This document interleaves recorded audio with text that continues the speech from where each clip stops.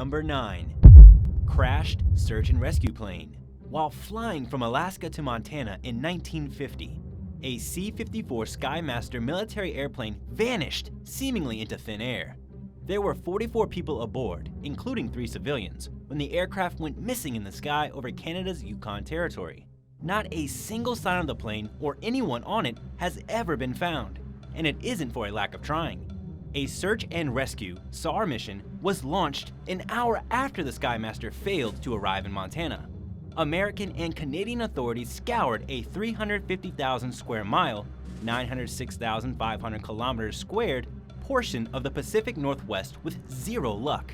The only possible signs of the missing plane were some unintelligible radio signals and an eyewitness report of a large plane flying overhead in British Columbia, 500 miles, 805 kilometers south of the Yukon border.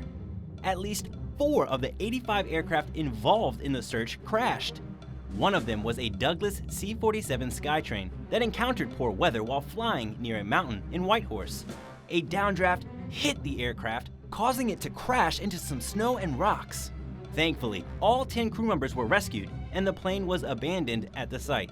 It remains on the mountainside today, where it seems permanently affixed to the landscape and sometimes gets buried in snow. This crashed rescue plane may serve as a reminder, but as for the remnants of the plane they were searching for, no evidence of that particular crash have ever been found. Number 8. Lindbreen tunic. Hundreds of artifacts have appeared among Norway's melting glaciers in recent years as climate change ramps up with no end in sight. In 2011, archaeologists discovered a greenish-brown bundle of woven fabric on the rapidly receding Lindbreen Glacier. The garment was found all by itself at an altitude of over 6,500 feet, 1,981 meters above sea level. Researchers identified it as an Iron Age tunic from sometime between 230 and 390 AD.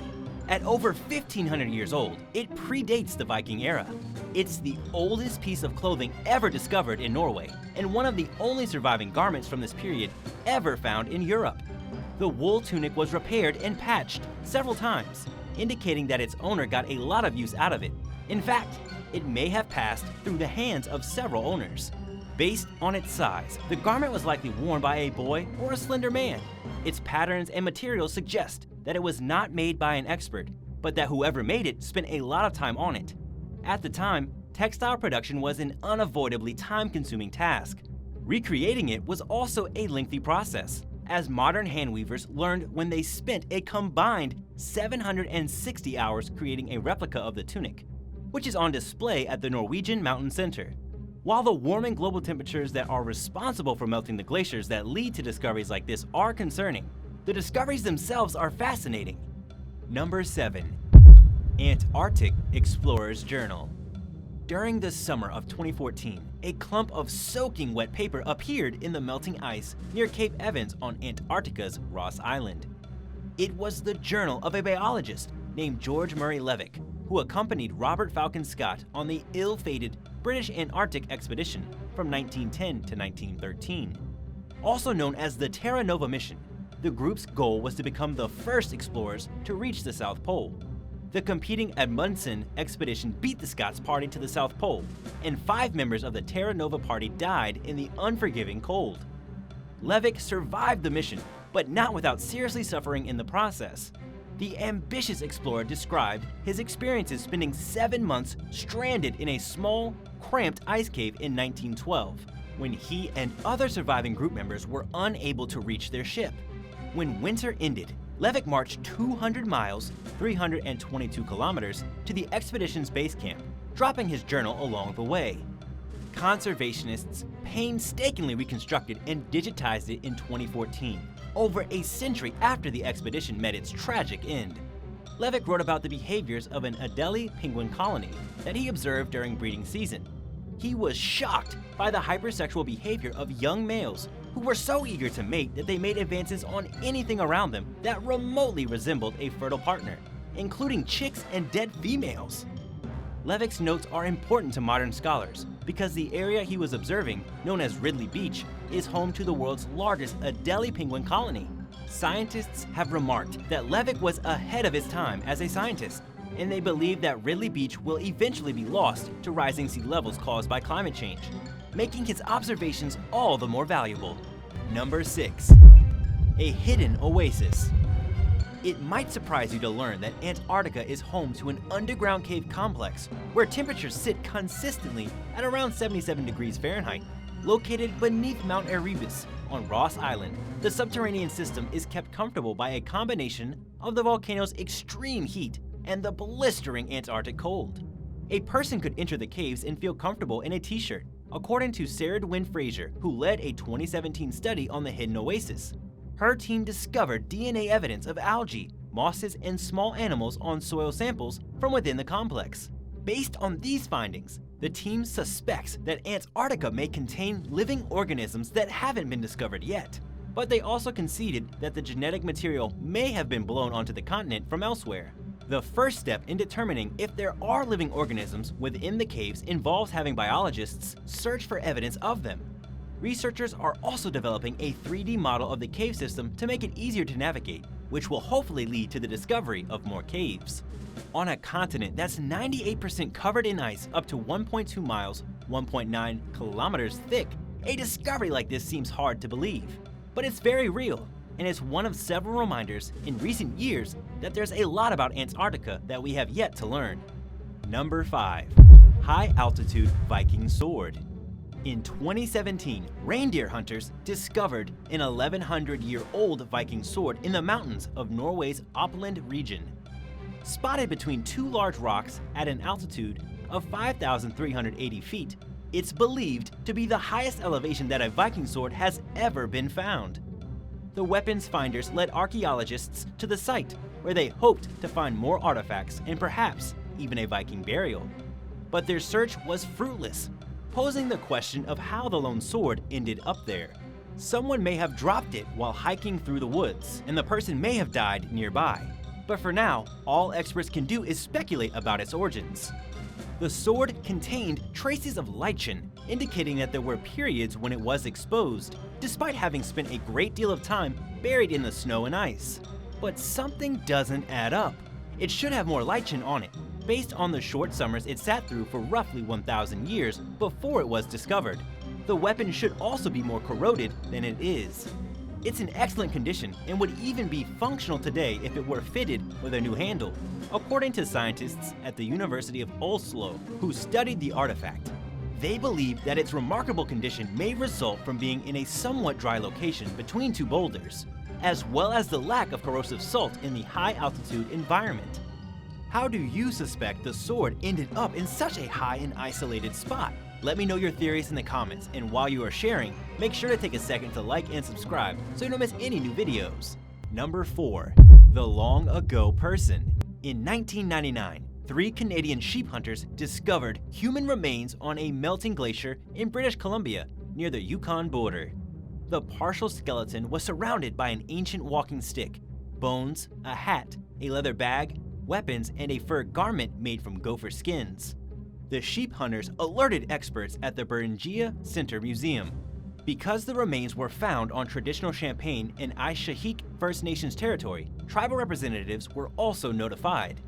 The First Nations and the British Columbia government jointly agreed to manage the discovery together, ensuring that scientific research could be carried out while respecting indigenous values and customs.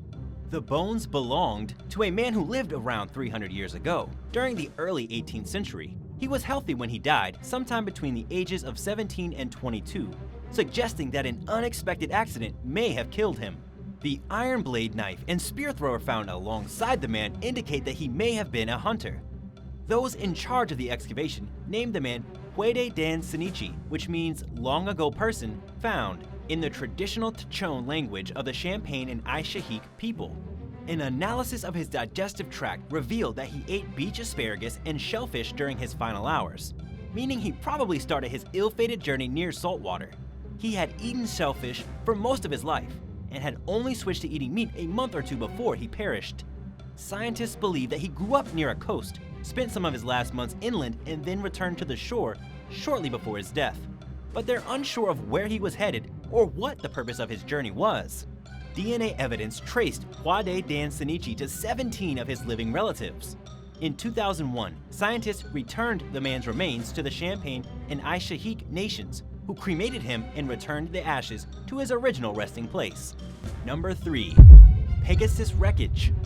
A pair of pilots from New Zealand were faced with a tough decision on October 8, 1970, while flying over Antarctica in a C-21 Lockheed Constellation plane called the Pegasus, whether or not to continue along their planned route in the face of an incoming storm. They were short on fuel, so flying back to New Zealand wasn't an option, but they'd have to fly through the horrendous weather in order to land at McMurdo Station. With 80 people on board, it was important to make the safest choice possible, but neither option was safe. The pilots decided to continue flying toward McMurdo. They soon encountered whiteouts and heavy winds that jostled the plane around so badly, parts were being ripped off in midair. The aircraft began to descend rapidly as it approached its destination. Thankfully, the pilots managed to land it safely outside the base, where it skidded along the ground before finally stopping.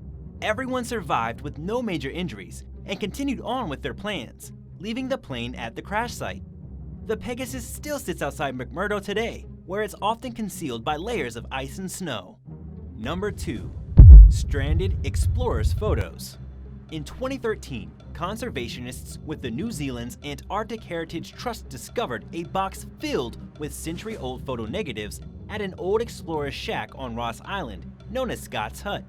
The 22 negatives were found stuck together, covered in mold and encased in a block of ice in a photographer's darkroom. They underwent a delicate restoration process at the hands of conservator Mark Strange, who gently and painstakingly separated the negatives and cleaned the mold off them. Then he developed and digitized the photos. The images feature members of the Ross Sea Party, who assisted with the failed overland expedition of explorer Sir Ernest Shackleton. Their job was to lay supply lines ahead of Shackleton's journey across the continent. The crew became stranded at Scott's Hut in 1915 when their ship, the Aurora, blew away during a blizzard. For the next year and a half, the 10-person team lived in the abandoned hut, which was built by members of the catastrophic Terra Nova expedition just a few years earlier. During their stay, they suffered from scurvy, frostbite, and exhaustion while surviving on a starvation diet. At times, the crew had no choice but to eat dog kibble in order to stay alive. Yet they continued to set up Shackleton's supply route, using a flimsy tent as a shelter while they were out on the ice. 3 men died, and the rest came close to it. The Aurora finally returned for the 7 severely weakened survivors in early 1917, and they sailed back to New Zealand. These never-before-seen images feature some of the crew members amid the ominous landscape that they would call home for far longer than planned. The collection is extremely valuable to researchers because it contains some of the only photos of the Ross Sea Party that have ever been found. Number 1. Giant wolf head. As the world's glaciers recede due to climate change, revealing fascinating artifacts, the Siberian permafrost is melting at an alarming rate, leading to equally remarkable finds. In 2018, a local resident named Pavel Efimov discovered the severed head of a prehistoric wolf in northern Siberia's Abyskaya district. The adult wolf died around 32,000 years ago, between the ages of 2 and 4 years old. Its fur and teeth were found intact, along with its brain and some soft tissue. The animal's head measures 15.7 inches, roughly half the length of a modern wolf's body. It comes from an extinct lineage distinct from modern wolves, and its head is so huge that it almost looks like a bear at first glance. It's not uncommon to find wolves in the permafrost, but most are much smaller than this, and it's the first time remains have been found with perfectly preserved tissue. It's unclear how the wolf's head was severed or what happened to the rest of its remains. There's no evidence indicating that humans were responsible, according to experts. At the time of the discovery, scientists announced plans to try extracting the creature's DNA in hopes of sequencing its genome and learning more about how modern wolves evolved. Thanks for watching. If you enjoyed today's video, be sure to give it a thumbs up and don't forget to subscribe. I'll see you next time.